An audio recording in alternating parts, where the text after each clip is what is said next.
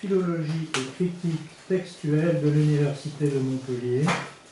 Il a un doctorat en philosophie et lettres, avec des études, enfin c'est le domaine de recherche dans les études sur le monde arabe, à l'Université Michel de Montaigne, avec un mémoire qui s'intitule « Une ancienne version arabe des évangiles, langue, texte et lexique ». Pardon, c'est peut-être votre thèse, non? Oui. Oui, c'est ça. Vous êtes maître de conférence à l'Université catholique de Lille, expert traducteur arabe-français près de la cour d'appel de Douai. Vous donnez des cours de langue arabe à l'Université Charles de Gaulle de Lille. J'atteste. Pardon? J'atteste. Oui. J'ai été l'étudiante de Sabine. Oui, d'accord. Et vous faites des enseignements en théologie également. Et vous donnez une conférence qui a pour titre, excusez-moi, mais quel est le titre déjà? La présence des pères dans la liturgie byzantine. Voilà, je vous donne la parole. Merci beaucoup. C'est la première fois que je prends la parole devant une académie. Alors, je vais essayer d'être clair devant les académiciens. Avant de traiter le sujet, j'aimerais donner quelques remarques importantes concernant la culture chrétienne en milieu musulman. Vous le savez d'abord qu'en Orient, le christianisme s'est répandu toujours dans la langue du peuple. Donc, en Arménie, le christianisme est arrivé et immédiatement, on a inventé l'alphabet pour écrire la Bible, et ainsi de suite.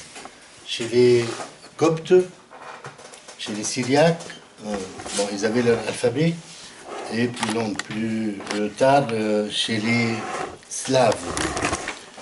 Et c'est un des facteurs qui a fait que ces communautés chrétiennes d'Orient, un facteur parmi d'autres, que ces chrétiens existent encore aujourd'hui dans un milieu parfois accueillant, parfois adverse.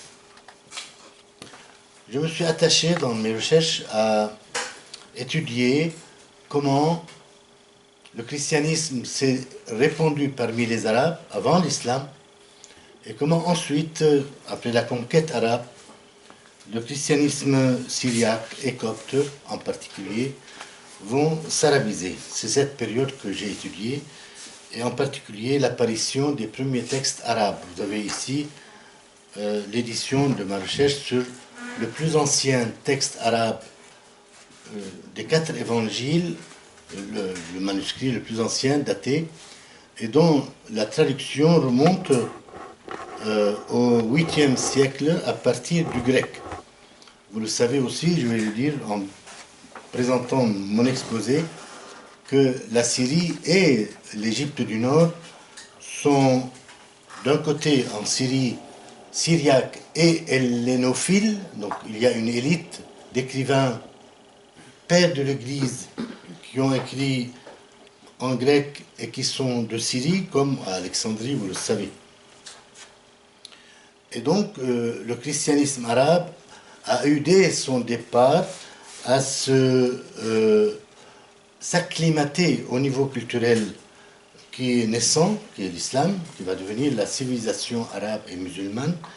Et je suis heureux de vous dire que, à partir de mes recherches, il me semble que, au moment où les musulmans écrivent le Coran, et qu'il commence à se répandre au début du 8e siècle, les chrétiens ne sont pas restés les mains croisées et qu'ils ont traduit l'évangile en arabe. C'est pourquoi je l'ai intitulé ici, donc, l'évangile arabe, parce que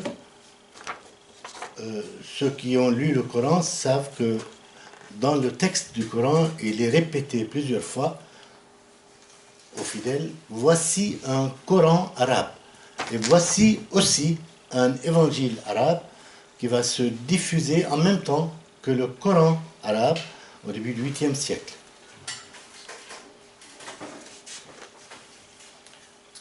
avec un peu de fantaisie, je vais commencer le cours par un rappel qui ne s'adresse pas aux académiciens. Vous le savez, la Bible est jalonnée de personnages à qui nous attribuons des visages comme si nous les avions rencontrés un jour quelque part. Nous vivons avec un imaginaire biblique, qu'on le veuille ou pas, que l'Europe le veuille ou pas. Voilà, tout le monde connaît Adam et Ève. En Orient, nous nous appelons les fils d'Adam, un terme courant. On vient de parler de Noé. Noé est un personnage aussi qui appartient à l'imaginaire oriental et occidental. Ici, c'est Abraham qui reçoit la naissance d'Isaac alors que Sarah sourit. Et Isaac veut dire celle qui sourit, qui rit même. La même chose, Abraham, tout le monde connaît la philoxénie d'Abraham. Il y a un blanc, c'est un seul mot, philoxénie, c'est l'hospitalité d'Abraham qui reçoit les inconnus que le christianisme associe typologiquement, comme on l'a entendu ce matin, à la Trinité. Oui. Moïse, qui ne connaît Moïse? On continue. David, pour une fois nu. David enfin, l'Église récite tous les jours le psaume 50 ou 150. Ah, Seigneur, aie pitié de moi, etc. Avec la fable extraordinaire de Nathan qui lui dit, voilà, vous connaissez la fable, je ne vais pas la raconter. Salomon et sa sagesse, on continue. Salomon est la reine de Saba. Il paraît que la reine de Saba n'existe pas, d'après les historiens. Mais comme Abraham et Moïse, ils appartiennent à l'histoire culturelle du monde. Moïse, avec les 3 grands prophètes,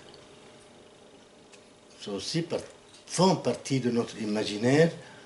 Daniel, bien sûr, que la liturgie byzantine, en tout cas, représente dans tous les offices ces grands prophètes, que l'hymnologie donc rappelle en lien avec les fêtes chrétiennes. Jésus est au centre, c'est une des icônes les plus célèbres du visage de Jésus. Et bon, on l'a entendu aujourd'hui plusieurs fois, la théologie chrétienne est christocentrique, sinon on n'est pas chrétien. Donc c'est à partir du Christ, Verbe, que nous entrons dans le mystère divin tel que les chrétiens le confessent dans le credo, le plus long du monde, le credo trinitaire, et vous avez entendu un exposé extrêmement précis et intéressant concernant un père de l'Église, Augustin, qui va apparaître maintenant sous nos yeux. Bien, avec Jésus, c'est la résurrection et c'est l'icône classique de la résurrection en Orient. C'est la descente aux enfers et le Christ qui sauve, qui relève Adam et Ève, et beaucoup de figures juives et non juives qu'il ressuscite. Il est mort pour tous. Oui. Oui. Eh ben, mon exposé commence avec la Pentecôte, qui est, vous le savez, donc Pâques, Pentecôte sont 2 fêtes qui sont calquées sur le calendrier liturgique juif, donc 50 jours après la Pentecôte, vous le lisez dans les Actes.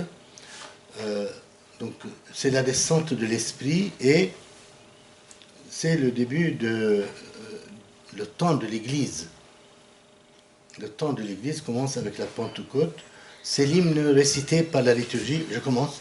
La liturgie byzantine à la Pentecôte, un des hymnes chantés le jour de la Pentecôte, et qui associe la Pentecôte et Babel. Quand le Très-Haut est descendu et a confondu les langues, c'est à Babel. Et quand il a distribué les langues de feu, justement, il a appelé tout le monde à l'unité. Nous le glorifions, à l'unisson avec le Saint-Esprit.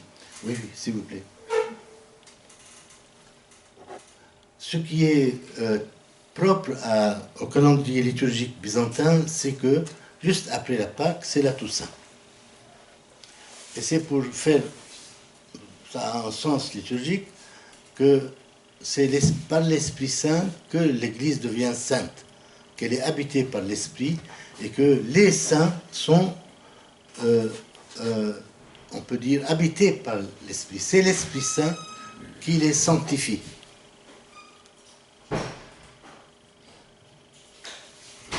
Enfin, c'est un discours commun, l'esprit de sainteté, c'est-à-dire l'Esprit Saint, est dans le monde jusqu'à la fin des temps, et pour une certaine pensée mystique ou eschatologique, l'esprit, donc le temps des pères ne s'arrête pas au 8e siècle, comme disent les historiens de l'Église, mais le temps des pères ne s'achève pas. D'ailleurs, beaucoup de conférences aujourd'hui nous ont mis le doigt sur le lien entre les pères, latins ou grecs ou syriaques, et l'actualité de l'Église, la vie de l'Église.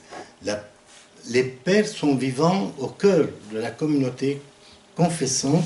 On a vu quel lien avec ces grands auteurs français en particulier, Claudel ou Blondel, on a vu le lien qu'ils tissent avec l'actualité des pères. C'est pourquoi que le langage des pères est en particulier vivant, actif dans la liturgie, surtout celle que je connais bien. Mon discours ne dit pas c'est dans la liturgie byzantine et pas ailleurs.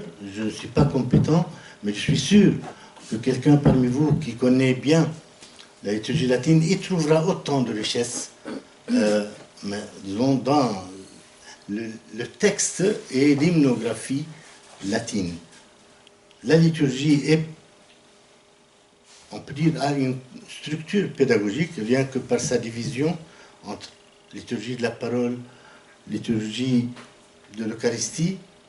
Elle est pédagogique, elle est mystagogique, un terme un peu technique pour dire qu'elle initie au sacrement, au mystère divin. Et elle est moderne parce qu'elle s'adresse à des fidèles d'aujourd'hui.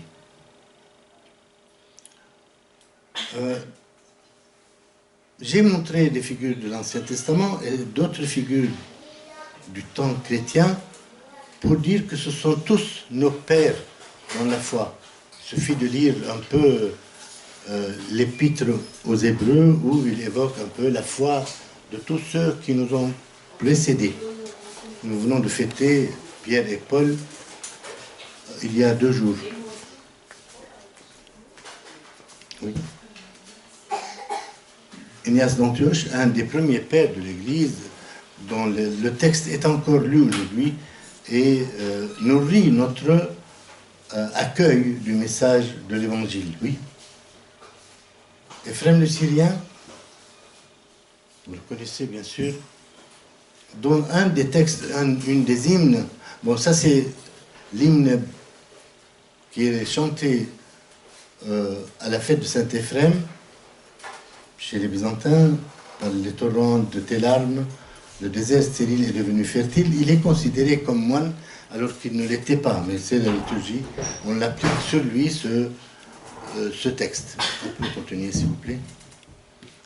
Mais une des prières attribuées à Saint-Éphrem est récitée dans la liturgie byzantine durant le carême, une belle prière d'humilité. Seigneur, maître de ma vie, ne me laisse pas aller à l'oisiveté, au découragement, à l'esprit de domination, mais accorde-moi l'esprit de chasteté, d'humilité, de patience, de charité.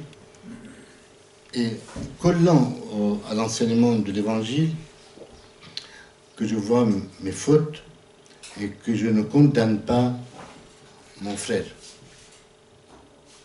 Oui. Bon, j'évoque comme ça, je montre des figures comme ça pour que vous ne dormiez pas, il y a des belles images. Donc, Jean Chrysostome, on a entendu son nom ce matin, est une figure extraordinaire. Je profite pour vous dire que leur vie n'était pas un long fleuve tranquille. Il est mort en exil. Nos pères ont souffert aussi. Ils ne sont pas seulement des saints qui font des belles homélies et qui, voilà, on ne peut qu'être en admiration devant eux, mais c'est un homme fort, un homme qui a résisté au pouvoir. Je ne sais pas lequel.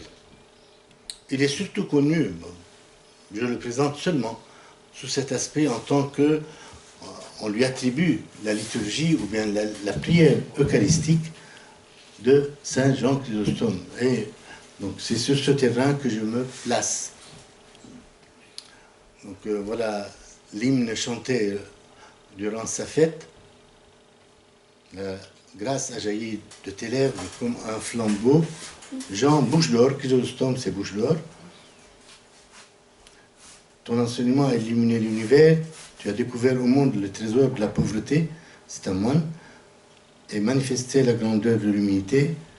Notre Père, puisque je parle des pères, il est présent dans la liturgie, qui nous instruit par tes paroles, implore le Verbe, etc. Donc, c'est un peu, je mets l'accent sur cette présence réelle des pères dans la prière de la communauté, c'est-à-dire quotidienne. Les pères sont vivants dans la liturgie.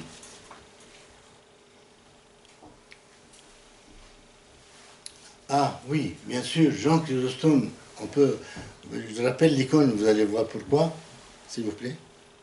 Qui ne connaît l'homélie de Jean Chrysostome pour Pâques? Une homélie extraordinaire que j'ai eu la surprise d'entendre chez les Dominicains à Lille, en allant le jour de Pâques, assister à la liturgie.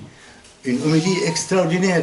Elle est physique, elle est accueillante, et elle est, on peut dire, elle est apocalyptique, elle est céleste. Elle annonce, elle rend présent le festin, les noces de l'agneau. Car on fait abstraction, si vous lisez, vous n'allez pas tout lire, hein. Donc ça, il met en acte la parabole des ouvriers. On peut le tourner, vous connaissez tout ça, n'est-ce pas? Donc tout le monde est bienvenu, même ceux qui n'ont pas jeûné. Venez au repas, venez au festin. Oui, encore, il y a encore. Voilà, donc vous qui avez jeûné, qui n'avez pas jeûné, réjouissez-vous, la joie de Pâques. Oui. Et puis un cri de victoire unique concernant la nomination de la fête de Pâques. Comment nommer Pâques, sinon avec ces cris dans Hagia Sophia, à Constantinople, aux morts, où est ton aiguillon, enfer, où est ta victoire. D'ailleurs, on peut aller encore plus loin. Voilà, l'agneau mystique, c'est un peu, c'est mon interprétation du texte. Donc il nous invite au repas dans la Jérusalem céleste. Oui. Que dire encore de Basile le Grand? Lui aussi, il a une prière eucharistique extraordinaire de 4-5 pages et qui, en une synthèse, bon, on lui attribue ce texte, il a une histoire, mais je pense que le noyau est de Saint Basile, qui en quelques pages résume l'histoire du salut et parle le langage de la Bible. Donc, c'est le texte de cette prière eucharistique, je l'ai souvent donné à mes étudiants, en montrant dans le texte toutes les références bibliques auxquelles il fait référence ou allusion. Basile le Grand. Il est fêté le premier jour de l'an.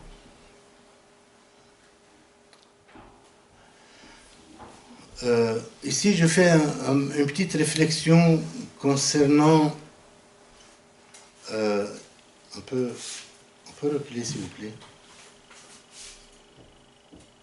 Ah oui, oui, oui, on y va. Je me dis pourquoi il y a, parce que le mot saint va revenir dans d'autres pages. Vous récitez dans le credo, je crois en l'Esprit Saint, l'Esprit, le texte grec c'est le Saint, le Seigneur, le donateur de la vie, etc. Ces paroles sont du traité du Saint-Esprit de Basile le Grand, parce qu'il a utilisé l'argument, le fait que la communauté célèbre l'Esprit comme avec les mêmes titres donnés au Père et au Fils, Saint, Seigneur, donateur de la vie, pour prouver, au moment où on a mis en question la divinité de l'Esprit, pour montrer à la communauté, à l'assemblée chrétienne, que l'Esprit est de même nature que le Père et le Fils, que l'Esprit fait partie de la divinité, de la Trinité. Aussi, donc ce que j'étais en train de dire concernant la prière eucharistique de Basile, un chef-d'œuvre de synthèse et de connexion entre ce que vous avez entendu ce matin concernant le langage des pères, l'exégèse des pères, et ici où tout se tisse entre récits bibliques, renvoie à toute la littérature biblique et la théologie ou on peut dire la spiritualité eucharistique. Bon, je cite seulement Grégoire comme père. Grégoire de Nice, c'est la théologie mystique de l'Orient et de l'Occident, évidemment. Il n'y a plus de frontières. Tout le monde maintenant, enfin, au XXe siècle, l'Occident a aidé l'Orient à redécouvrir ses sources. Il ne faut pas oublier cela. Donc, comment on appelle ça, le retour aux sources des années 20-30, ici en Occident, a aidé l'Église latine à un peu se réconcilier avec Augustin et surtout les Grecs et les Syriaques. Et donc, on peut dire qu'il y a maintenant un rapprochement, en tout cas intellectuel, entre les deux poumons de l'Église, en attendant que ces deux poumons entrent dans le même corps et ne restent pas séparés. Grégoire de Nazianze est peut-être la figure exemplaire du théologien et du pasteur. Les homélies de Grégoire de Nazianze, le théologien on l'appelle, c'est pour cela que je le montre avec autour de lui son activité de pasteur. Ces homélies sont aussi une pédagogie, une mystagogie, lui parmi tant d'autres, s'il vous plaît. L'Église en Orient fête Basile, Chrysostome, Grégoire ensemble, ce sont les ici, ce sont les trois figures ensemble, comme étant des socles de la théologie orientale. J'ai mis Augustin justement pour vous faire plaisir, parce qu'Augustin n'est pas un père oriental, et heureusement que je l'ai mis, puisque vous avez entendu tant de choses de bien de lui. Eh bien, franchement, c'est vrai, c'est pas aujourd'hui qu'on le dit, Augustin marque la pensée occidentale, et comment? Marque la pensée chrétienne occidentale, l'Église occidentale, et même l'Occident tout court. Je ne peux pas dire que Augustin a eu un impact, la pensée d'Augustin a eu un impact sur l'Orient, en tout cas historiquement, comme si l'Église orthodoxe, slave, grecque, etc., avait déjà de quoi manger. Donc avec ces grands théologiens, etc., les fondateurs de la foi commune. Jean Damascène est considéré comme le dernier père de l'Église au sens convenu de la patristique, un peu structurée par les historiens du XIXe siècle. Donc on arrête la patrologie académique au 8e siècle avec Jean Damascène. Rappel rapide. Combien de minutes il me reste? Encore 5-6 minutes. Oui, je vais finir. Jean Damascène est un arabe. Ses parents sont arabes. Mais comme je viens de vous dire, la Syrie était hellénophone, syriophone, arabophone. Et Damas, voilà, vous avez un auteur grec à Damas, dont les parents sont arabes. Donc la culture dominante était le grec, et son œuvre magistrale, qui a rayonné sur l'Orient et l'Occident, Jean Damascène, a une œuvre extraordinaire, et c'est un hymnologue. Donc la fête de Pâques, l'office des matines de Pâques en Orient, dans le rite byzantin, est, on peut dire, attribué à Jean Damascène. Voilà une sélection de 2 hymnes. Aujourd'hui, c'est le jour de la résurrection, la Pâque du Seigneur, de la mort à la vie, de la terre au ciel, le Christ nous a conduits. Encore. Je vous ai montré 2 icônes, une arabisée et l'autre plutôt grecque. Vous avez donc ici c'est plutôt grec, l'autre avec aussi une écriture arabe. C'est une icône récente, mais Damas est pleine d'instituts appelés Institut Jean Damascène. Chez les chrétiens, évidemment. Oui. Aussi un autre texte de l'hymne qui est très intéressant, puisqu'il applique l'enseignement du Christ. Il faut aimer ceux qui nous haïssent et pardonner, tout pardonner à cause de la résurrection. Et puis en bas, vous avez l'hymne de Pâques en Orient. Le Christ est ressuscité d'entre les morts. C'est dit aussi dans le rite latin, mais là c'est un chant emblème de Pâques. Par la mort, il a terrassé la mort. Il a donné la vie à ceux qui sont dans les tombeaux. Oui. Alors, c'est, comme je vous ai dit, donc après la Pentecôte, c'est la fête de Toussaint, et c'est la présence de l'Esprit dans l'Église. D'ailleurs, tout office liturgique, qu'il soit l'office des heures ou la liturgie, la messe, commence par l'officiant, qu'il soit prêtre ou évêque, par cette prière à l'Esprit Saint. Roi céleste, consolateur, esprit de vérité, vient et demeure en nous. Et vient et demeure en nous est un peu ce qui définit le saint dans un peu sa conception la plus simple. On est saint parce que l'esprit habite en nous. Voilà encore pour ce qui est de la liturgie et sa dimension un peu céleste.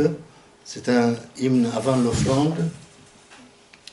Le chœur, ou ceux qui chantent, représentent mystiquement les anges.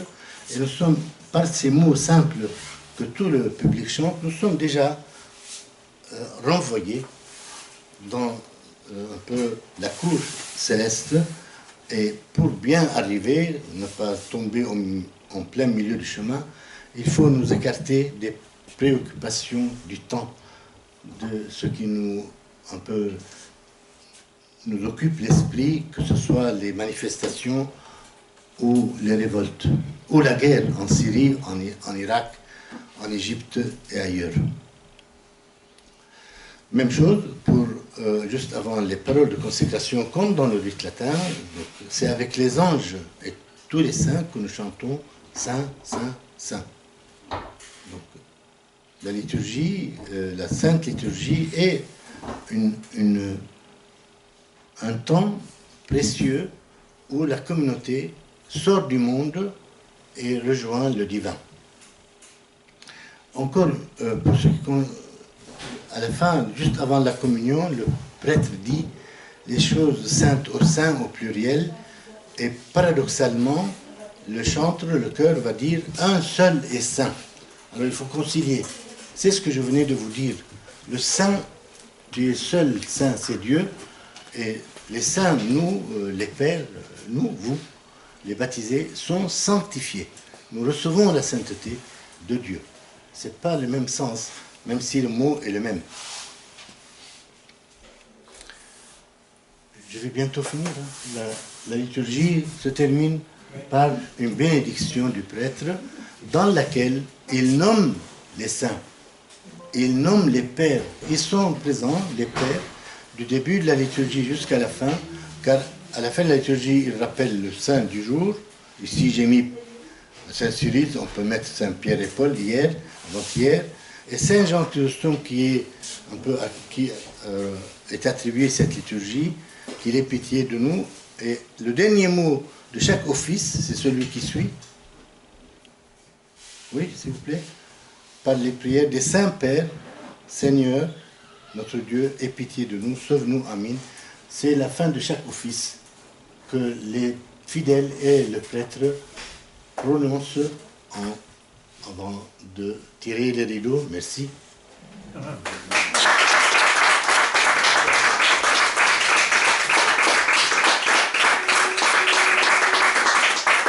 Un moment de propagande.